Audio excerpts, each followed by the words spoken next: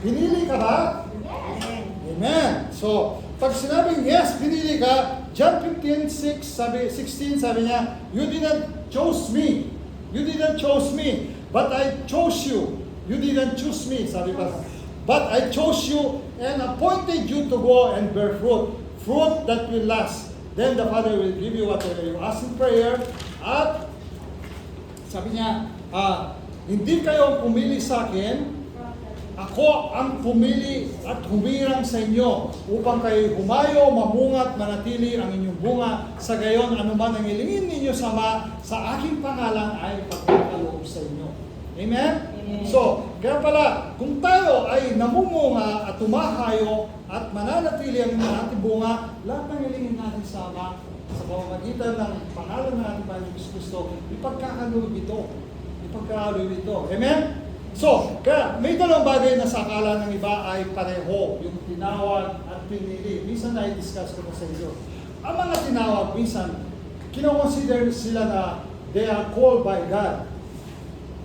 Itong mga tinawag na ito, the same as the pinili, no?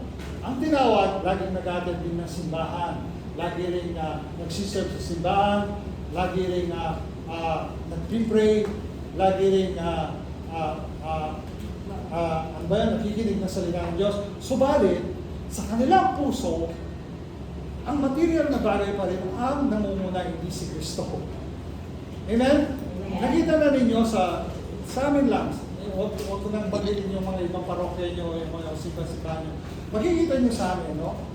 Lahat ng, meron kaming Hermana Mayor ba yun? Sa simbahan yung Hermana Mayor, yung naglilid sa simbahan, every year pinapalitan nila. Subalit, magiging Hermana Mayor ka lang kung ikay ay mayaman. O kaya may kakayahan sa buhay.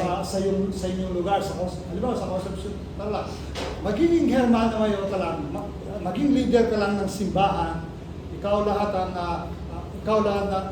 parang dito, halimbawa, si Brother Peter, siya leader ng simbahan, gano'n. Pero doon naman, lahat ng project ng simbahan, lahat ng mga kailangan sa simbahan, dahil mayaman ka, maging Hermana Mayor ka. Lahat ng pangangailangan ng simbahan, ikaw pa rin, ikaw ang tinatanong nila. Pati lahat ng pare, kung may darating na bagong pare, tinatawag nilang Hermana Mayor yun. Lahat ng Hermana Mayor doon sa simbahan namin, puro mayayaman. Yung iba, mga ex-mayor, yung iba, asawa ng mayor, yung iba, may sinabi. Kaya, maraming tao na sabi nila, they call to serve, but ang nangunguna, money. Nakukuha nyo? Money. Hindi nangunguna sa puso nila ang totoong kailangan paglingkuran o ang totoong kailangan sa bayan. Laging pera. Hindi ka kukunin na Hermana Mayor kung wala kang pera. E di ibig sabihin nun, nangunguna yung pera. Amen? Pero pala, kung may pera ka, hindi kang maging Hermana Mayor. Kung wala kang pera, itsipwera ka. Amen? So, kaya, dapat, ito yung mga taong tinawag, kamukha ng pinili. Pero yung pinili naman, no, namumunga siya at ang nangunguna sa lahat ng bagay na meron siya, ang ating Panginoong Kristo. Ang nangunguna sa puso niya, ang ating Diyos.